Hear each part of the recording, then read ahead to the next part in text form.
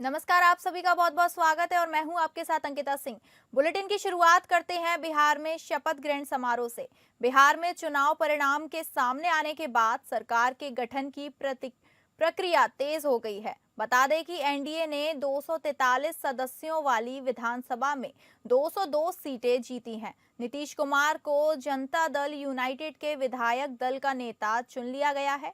मुख्यमंत्री आवास पर जेडीयू की बैठक में नीतीश कुमार के नाम पर मोहर लग गई है।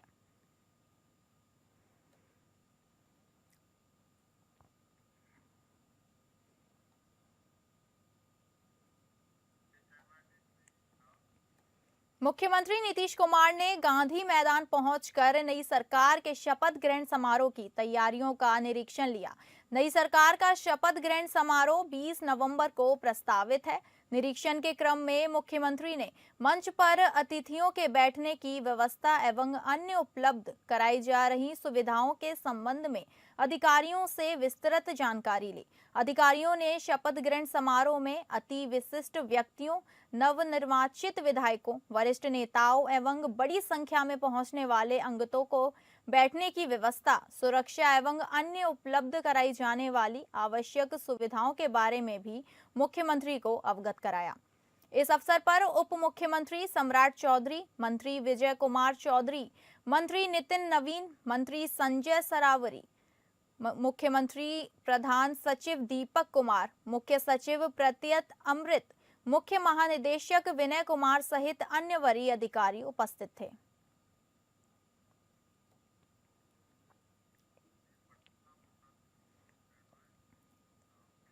जनसुराज पार्टी के सूत्रधार प्रशांत किशोर ने पाटलिपुत्र स्थित कैंप कार्यालय में महत्वपूर्ण प्रेस कॉन्फ्रेंस को संबोधित किया।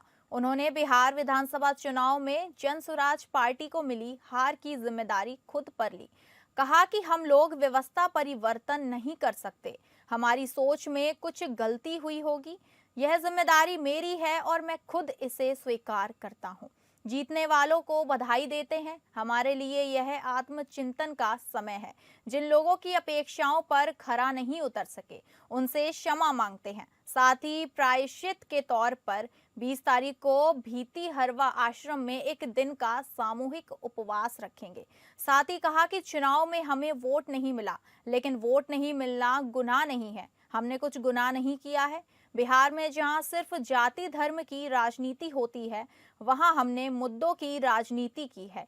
इस बार भी जो ऐसा करके जीते हैं, अब उन्हें हिसाब देना ही होगा।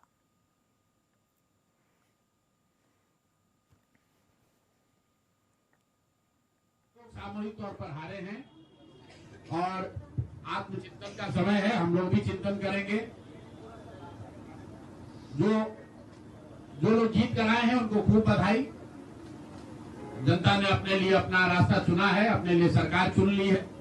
अब नीतीश जी और भाजपा के लोगों पर जिम्मेवारी है कि बिहार में जिन बातों को लेकर वो सत्ता में आए हैं, बिहार में तरक्की हो, बिहार में भ्रष्टाचार से जो जनता जूझ रही है, भ्रष्टाचार खत्म हो, यहाँ पर लोगों के लिए रोजी रोजगार हो और सबसे बढ़ के जो मुद्दा है पलायन का, बिहार से पलायन बंद हो।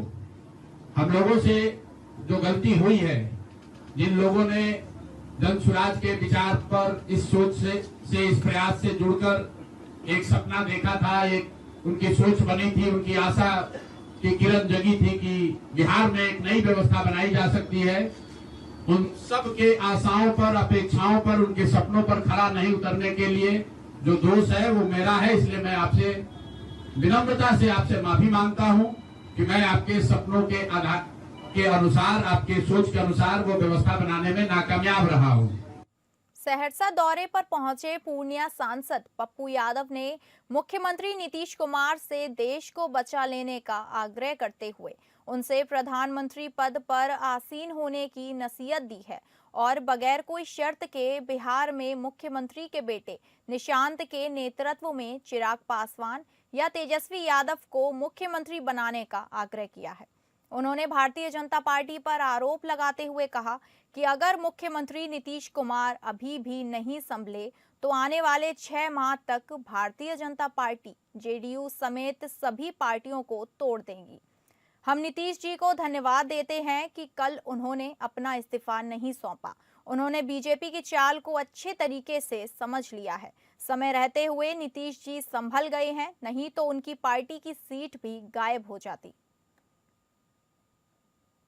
कि लालू जी सबकी एक विचारधारा थी, बिना शर्त, बिना किसी भी कौज के आप आइए और बचाइए इस देश को। हम तो चाहेंगे, चिराग जी को भी मौका है कि देश का प्रधानमंत्री बने नीतीश कुमार जी, यही मौका है। और कोई संभाले, युवा तुर्क जो भी संभाले, तेजस्वी जी संभाले, निशांत को आप दे दीजिए। हम आग्रह करेंगे नीतीश जी से, इस देश को बचाने के लिए आप आगे आए थे भविष्य में पहले भी, और अब इस देश के लोकतंत्र को बचा लीजिए। और इंडिया गठबंधन से हम कहेंगे कि नीतीश कुमार जी को केंद्र ले जाइए और यहाँ निशांत और चिराग, तेजस्वी जी को बैठ करके सरकार बनाए, तय करे और इस संविधान और लोकतंत्र को बचाए। अब जरूरत है लोकतंत्र बचाने। झारखंड के राज्यपाल संतोष कुमार गंगवार ने विधानसभा को चतुर्थ शीतकालीन सत्र दे दिया है। ये सत्र 5 दिसंबर से शुरू होकर 11 दिसंबर तक चलेगा। मंत्रिपरिषद की बैठक में औपबंधिक कार्यक्रम को मंजूरी मिलने के बाद विधानसभा सचिवालय ने विस्तृत शेड्यूल जारी कर दिया है। कुल 5 कार्य दिवस निर्धारित हैं, जिसमें जनहित मुद्दों पर प्रश्नकाल, द्वितीय अनुपूरक बजट और विधेयकों पर चर्चा शामिल होगी। विधायक जनहित से जुड़े प्रश्न विधानसभा में दर्ज करा सकेंगे। सत्र में 4 दिन प्रश्नकाल निर्धारित है, जो सदन के नियमित कामकाज का महत्वपूर्ण हिस्सा होगा।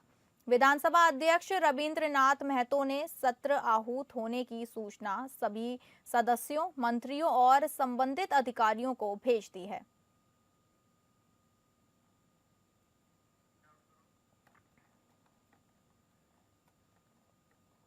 आपको बता दें, झारखंड के राज्यपाल संतोष कुमार गंगवार ने विधानसभा के चतुर्थ शीतकालीन को सत्र दे दिया है। ये सत्र 5 दिसंबर से शुरू होकर 11 दिसंबर तक चलेगा।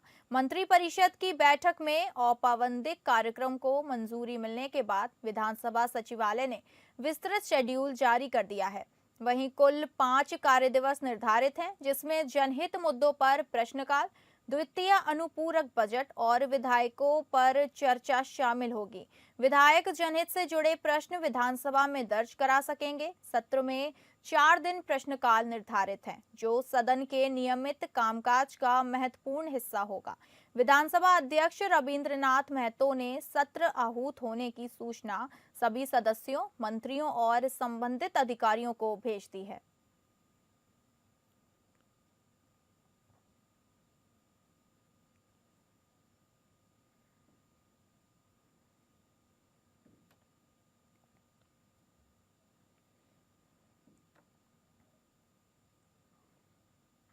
बस्तर में नक्सलवाद के ताबूत पर आखिरी कील ठोंक दी गई है। आतंक के पर्याय खूंखार नक्सली हिडंबा और उसकी पत्नी राजे को सुरक्षा बलों ने मार गिराया है। उसकी पत्नी राजे को भी ढेर कर दिया गया है। सुकमा जिले में आंध्र प्रदेश और छत्तीसगढ़ की सीमा पर मुठभेड़ में हिडमा और उसकी पत्नी राजे समेत कुल 6 नक्सली मारे गए। देश के कई नक्सल प्रभावित राज्यों में मोस्ट वांटेड नक्सली हिडमा का मारा जाना नक्सलवाद के खिलाफ लड़ाई में सुरक्षा बलों की बड़ी जीत है। अब माना जा रहा है कि केंद्रीय गृह मंत्री अमित शाह द्वारा दी गई डेडलाइन 31 मार्च 2026 से पहले ही नक्सलवाद का समूल नाश हो जाएगा।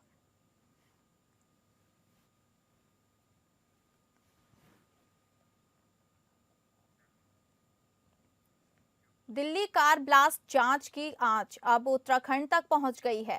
प्रदेश में 7 संदिग्धों की जानकारी उत्तर प्रदेश एटीएस ने उत्तराखंड के इंटेलिजेंस मुख्यालय से साझा की है। ये सभी अलग अलग समय में ब्लास्ट के आरोपियों के संपर्क में रहे हैं। सूत्रों के अनुसार उत्तराखंड पुलिस की इंटेलिजेंस और एसटीएफ टीम सातों संदिग्धों की गहन जांच कर रही है।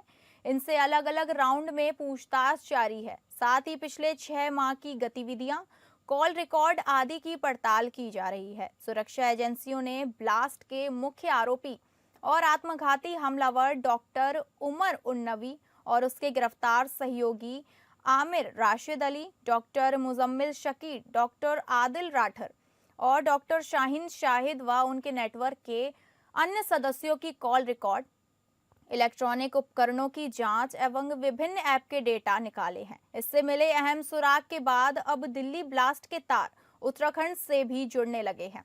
दिल्ली ब्लास्ट में जिस तरह आत्मघाती हमलावर डॉक्टर नवी ने आईईडी से भरी कार से विस्फोट किया, उसमें साजिश के तार कश्मीर से लेकर हरियाणा और उत्तर प्रदेश तक फैले मिले।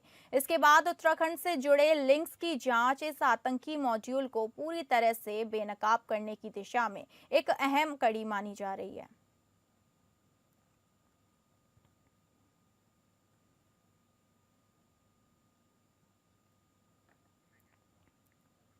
दिल्ली में हुए बम ब्लास्ट के बाद जांच एजेंसियां हरियाणा के फरीदाबाद की अल फलाह यूनिवर्सिटी पर शिकंजा कसती जा रही हैं। इसी क्रम में प्रवर्तन निदेशालय ने अल फलाह ग्रुप के चेयरमैन जवाद अहमद सिद्दीकी को गिरफ्तार कर लिया है। उन्हें की धारा 19 के तहत आज गिरफ्तार किया गया है। ये कार्रवाई अल फलाह ग्रुप से जुड़े परिसरों पर की गई है। तलाशी के दौरान जुटाए गए सबूतों के विस्तृत विश्लेषण के बाद की गई। ईडी ने अल फलाह ग्रुप के खिलाफ जांच में 2 एफआईआर के आधार पर शुरू की थी, जो दिल्ली पुलिस की क्राइम ब्रांच में दर्ज की गई थी। आरोप है कि अल फलाह यूनिवर्सिटी फरीदाबाद ने छात्रों, अभिभावकों और हितधारकों को धोखा देने और गलत लाभ कमाने के इरादे से एनएसी मान्यता को लेकर झूठे और भ्रामक दावे किए हैं। एफआईआर में यह भी कहा गया कि यूनिवर्सिटी ने यूजीसी एक्ट 1956 की धारा 12B के तहत यूजीसी मान्यता होने का झूठा दावा किया।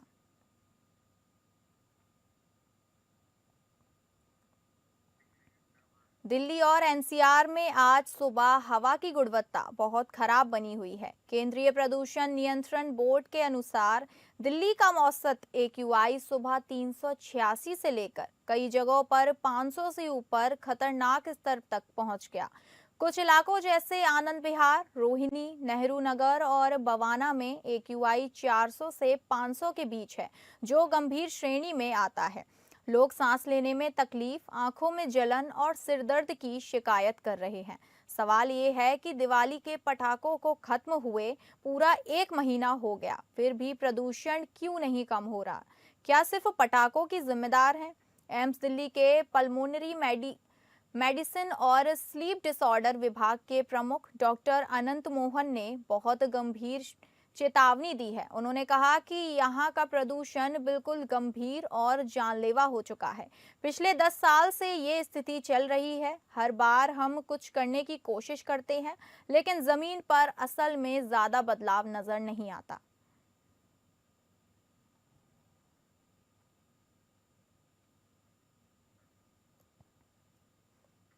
2025 बिहार विधानसभा चुनाव में एनडीए ने बहुमत हासिल की है। एग्जिट पोल द्वारा भी अनुमानित किया गया कि इस चुनाव के दौरान महिलाओं का विशेष समर्थन मिला है। वहीं प्रदेश भाजपा के महामंत्री कुंदन परिहार का कहना है कि केंद्र से लेकर राज्यों में उपस्थित भाजपा सरकार द्वारा महिलाओं के हित में अनेकों कार्य किए गए हैं। साथ ही अनेकों लाभकारी योजनाओं का निर्माण भी किया गया है। महिलाओं का अटूट विश्वास भारतीय जनता पार्टी से जुड़ा हुआ है, जिसके कारण उत्तराखंड के बीते विधानसभा चुनाव में व हाल ही में हुए बिहार विधानसभा चुनाव में महिला वोटरों ने विजय बनाकर अपने विश्वास को दर्शाया है। परिहार ने बताया कि निश्चिंत ही बिहार की तर्ज पर आगामी 2027 के प्रदेश विधानसभा चुनाव में यही विश्वास देखने को मिलेगा और भाजपा पुनः विजय प्राप्त करेगी।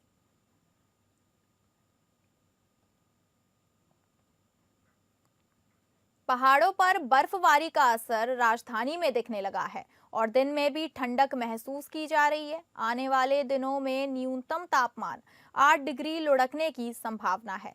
उत्तर प्रदेश, उत्तर भारत में ठंड का कहर लगातार बढ़ता जा रहा है।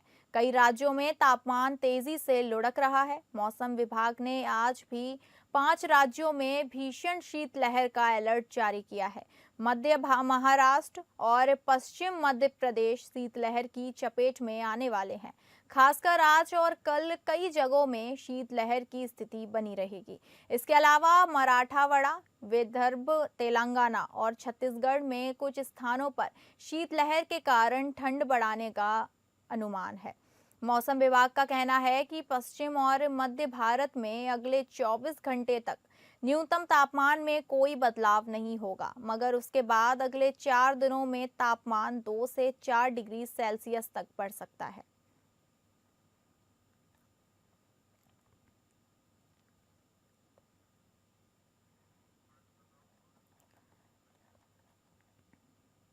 तस्वीरों में आप देख सकते हैं, पहाड़ों पर बर्फबारी का असर सीधे राजधानी में दिखने लगा है और दिन में भी ठंडक महसूस की जा रही है।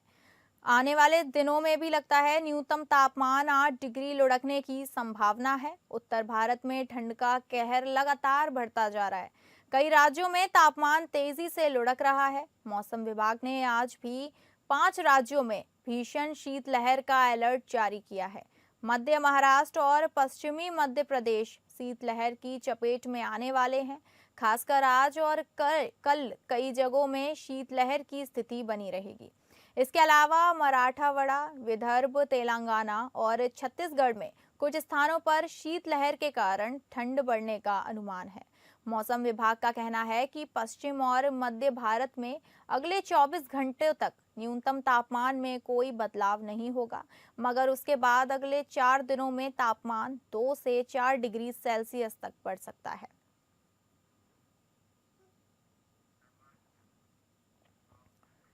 भारत और अमेरिका के बीच ट्रेड डील को लेकर लगातार अच्छे अपडेट सामने आ रहे हैं। खुद राष्ट्रपति डोनाल्ड ट्रंप इसके सही ट्रैक पर होने का दावा कर रहे हैं, तो वहीं अब उनके प्रशासन के एक सीनियर अधिकारी ने भी कहा कि दोनों देशों के बीच लंबे समय से चल रही समझौते पर बातचीत को अंतिम रूप मिलने वाला है और ट्रेड डील पर जल्द फाइनल मोहर लग सकती है। डोनाल्ड ट्रंप प्रशासन के एक वरिष्ठ अधिकारी और राष्ट्रीय आर्थिक परिषद के डायरेक्टर केविन हैसेट एक टीवी चैनल को दिए इंटरव्यू में ये बड़ी बात कही है। उन्होंने मार्च 2025 से चल रही इंडिया यूएस ट्रेड डील बड़ा अपडेट देते हुए बताया कि दोनों पक्ष समझौते को अंतिम रूप देने के बहुत करीब पहुंच चुके हैं। हैसेट ने कहा कि हमने राजदूत से बात की है। आप जानते हैं, हमारे बीच मुलाकातें हुई हैं। भारत और अमेरिका के बीच लंबे समय से चर्चा में व्यापार समझौता जल्द ही अंतिम रूप ले सकता है।